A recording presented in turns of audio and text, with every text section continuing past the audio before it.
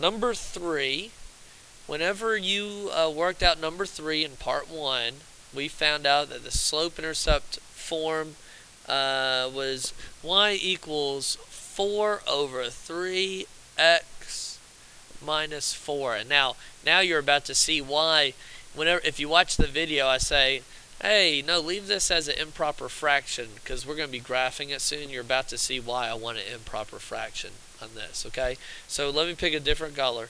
The very first thing I'm going to graph is my y-intercept, which is -4. So in this case, I start at the origin. I got to go -1, -2, -3, -4. I'm going to put my point right there.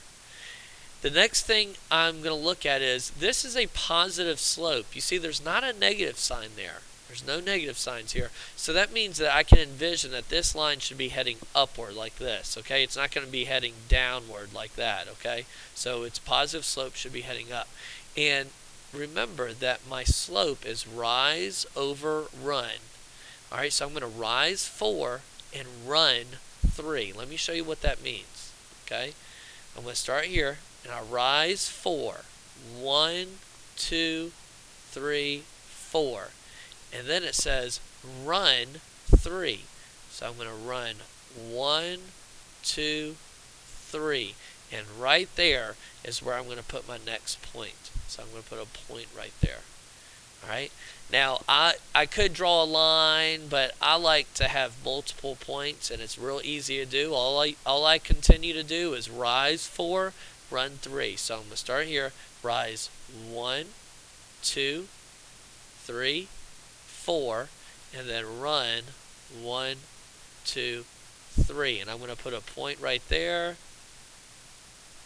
And it's looking pretty good in this direction. I'm going to get one more down here in this location. So I'm still going to do the rise and run thing.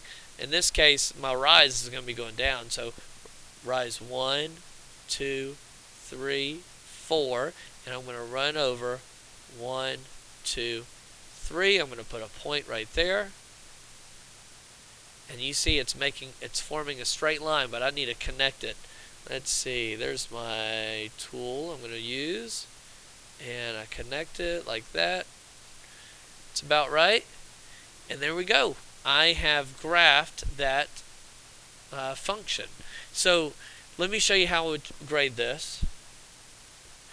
My y-intercept should be -4, and I see that right here. It's on the y-axis at -4. I'm good with that. Okay. The next thing is, it's a positive slope. So that means this line should be heading upward, and it is. So I'm good with that.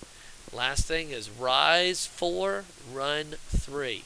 So you already saw me do that, but I can start at any point, and I'm going to rise 1, 2, 3, 4, and run over 1, 2, 3, and you see I hit the line again. I'm going to try it up here. Rise 1, 2, 3, 4, and run over 1, 2, 3, and you can envision that if that was going to keep going, look, it would hit right through that line. So my rise and run is done correctly also. So that's it, number 3.